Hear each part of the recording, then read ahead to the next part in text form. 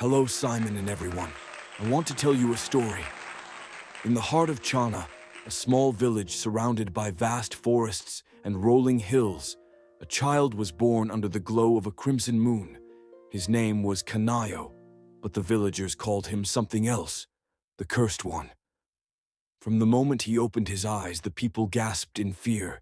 His irises glowed a deep, unnatural red, like embers in the dark. The elders whispered that it was a sign of doom, a curse upon their land. Mothers pulled their children away. Fathers cast suspicious glances, and even his own family struggled to love him. As Kanayo grew, so did the villagers' fear. They avoided him, refusing to touch him, refusing to look into his eyes. Rumors spread like wildfire.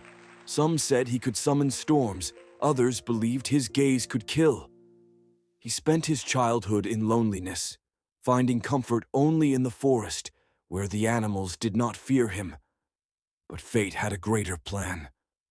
One night, an old prophet stumbled into the village square, his voice trembling with urgency. "I have seen a vision," he cried. "A great destruction is coming. The earth will shake, the rivers will rise, and fire will consume our homes. Only one among us can save China." The villagers listened, fear gripping their hearts.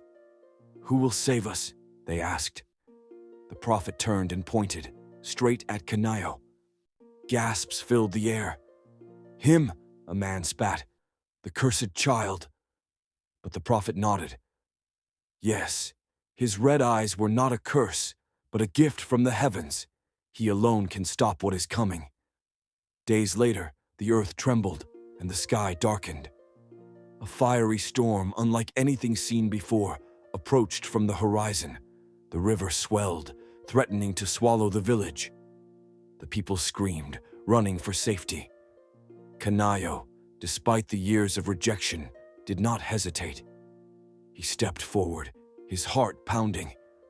As the firestorm roared closer, Kanayo felt something awaken within him. His red eyes burned brighter, and suddenly, he understood. He raised his hands, and a powerful force surged from his gaze. The winds shifted, the fire halted, and the raging river calmed. The villagers watched in awe as Kanayo stood between them and destruction, his eyes glowing like twin suns. With a final burst of power, the storm was gone. The village was saved. Silence fell over China. The people who had once called him evil now fell to their knees in gratitude. Tears streamed down their faces as they realized their mistake. One by one, they came to him. "Forgive us, Kanayo," they whispered. "We were blind. We feared what we did not understand." For the first time in his life, Kanayo felt something new, acceptance, and from that day on, he was no longer the cursed child. He was Kanayo, the savior of China. I want to tell you, no matter what you pass through in life, no matter what you face, no matter what you experienced in this generation, you were made for a purpose. Be strong, because when there is life, there is hope. I want to play a song that Kanayo always listened to when he is in a silent mood. Please listen.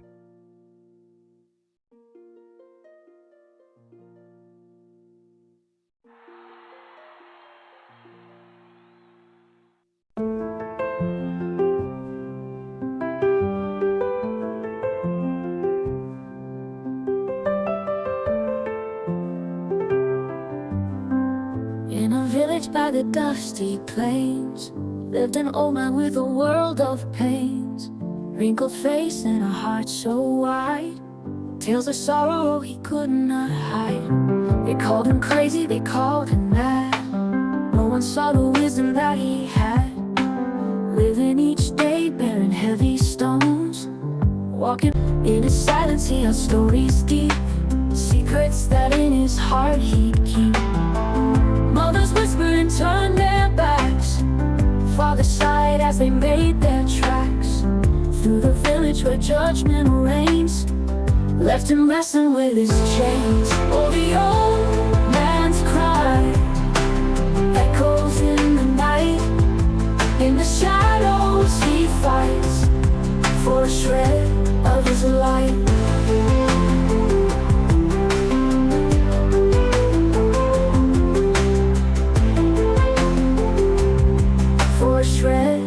his life.